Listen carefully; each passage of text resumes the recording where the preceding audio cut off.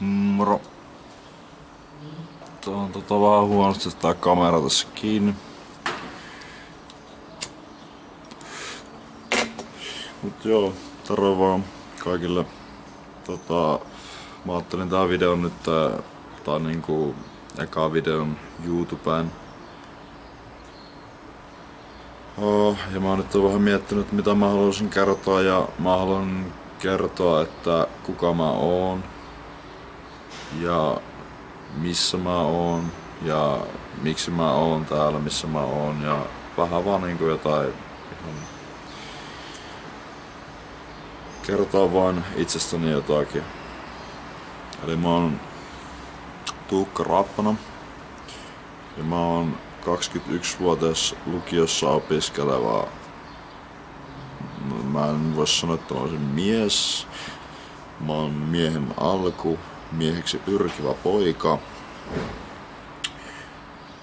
Ja tosiaan tällä hetkellä asun Fuengirolassa Los Poliseissa. Ja syy miksi mä tulin tänne oli se, että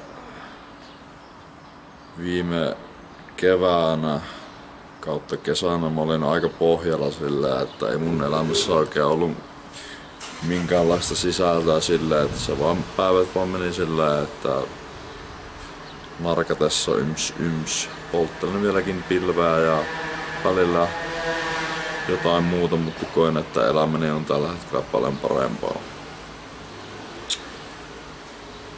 Ja mä nyt kävin ostamaan videokameran ihan sen takia, että mä saan höpötellä jollakin. Mulla on paljon tällä yksinäisiä hetkiä.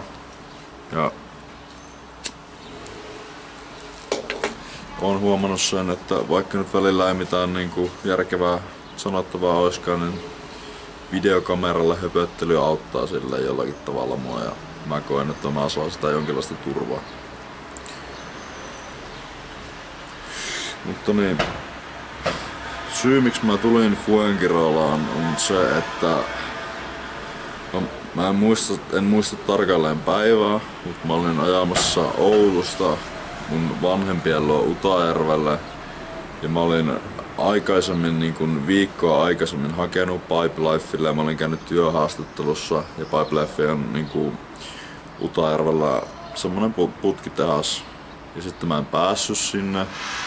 Ja mä muistan, että silloin tuntui siltä, että okei, tässä tää nyt oli, että mun elämä oli tässä, että ei mulla ole mitään merkitystä, että kaikki on menetetty, mutta sit mä olin ajamassa Oulusta Utajärvelle ja mun serkku soitti, että Pipelife tarviikin lisää työntekijöitä, että laita paperit menemään ja sitten mä laitoin paperit menemään ja sitten mä pääsin kesäksi putkitehtaalle töihin ja siinä kohtaa mä sitten jollakin tavalla pääsin takas elämään kiinni silleen, että mä sain sitä työstä jonkinlaista arvostusta ja jonkinlaista, että mä sain palkkaa.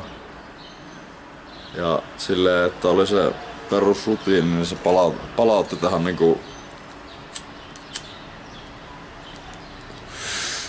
elämään takaisin. Ja nyt mä oon ollut viime marraskuusta asti Fuengirolassa ja mulla on tarkoituksena olla nyt 1.6. asti täällä.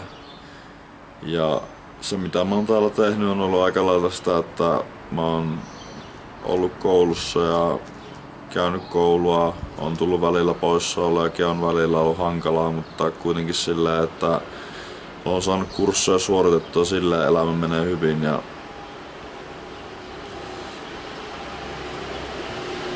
ehkä niinku nyt on vaan vahvana silleen, tai siis silleen, että vahvasti fiiliksissä se, että pitää jollakin, tai mä koen, että mun pitää jollakin tavalla yrittää vaan kehittää itteni silleen, että sitten kun mä tuun täältä, niin mä pystyn hoitamaan tai ne velvollisuudet, mitä multa odotetaan sitten kun mä tuun kotiin, että kukaan muu ei joudu kärsimään sen takia, että mulla menee elämä päin helvettiä.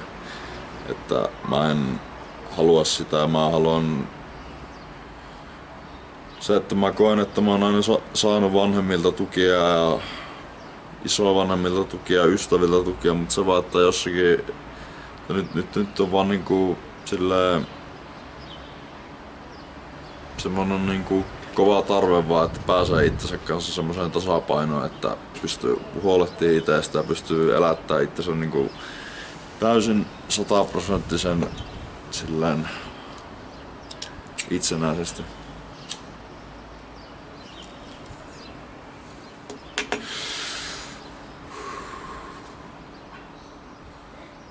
Joo.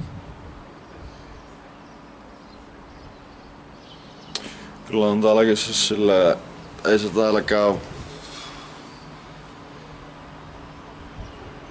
Tai siis sillä, että miettii, että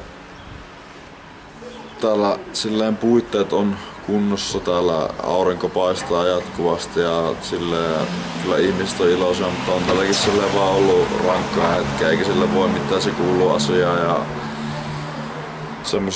semmosien hetkien jälkeen, kun sä oot ollut 3 viikkoa vaikka masentuneena ja sit sä yhtäkkiä tunnetkin, että okei, nyt menee ihan hyvin, niin kyllä sitä jollakin tavalla osaa sitä arvostaakin enemmän, että sillä.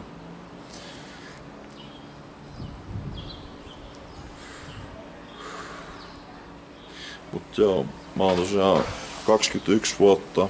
Mä oon syntynyt Utajärvellä. Se on semmonen pieni kylä Oulun alapuolella. 58 kilometriä Oulun keskustasta. Koen, että ihan kiva paikka ollut silleen asua. On paljon negatiivisia asioita ja negatiivisia tuntemuksia paikkaa kohtaan, mutta ihan kiva paikka silleen.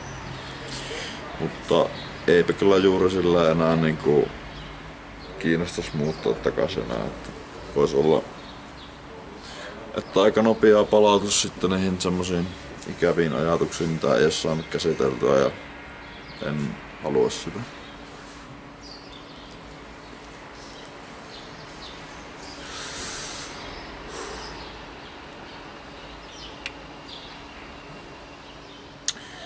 Mut joo. Lähinnä mä vaan siis aloitin tän kuvaamisen nyt sitä varten, että mä jollakin tavalla oppisin puhumaan paremmin ja silleen oppisin ilmaisemaan itseäni ja ajatuksiani, mitä mun päässä liikkuu ja se, että en mä odota, että ketään niinku kiinnostaakaan edes kuunnella näitä, mutta ehkä tää on vaan niinku itelle silleen semmonen, että kun mä sanon nämä asiat, niin sit ne on sanottu jo silleen, että se vaan helpottaa sitä. Mut joo, kahtellaan.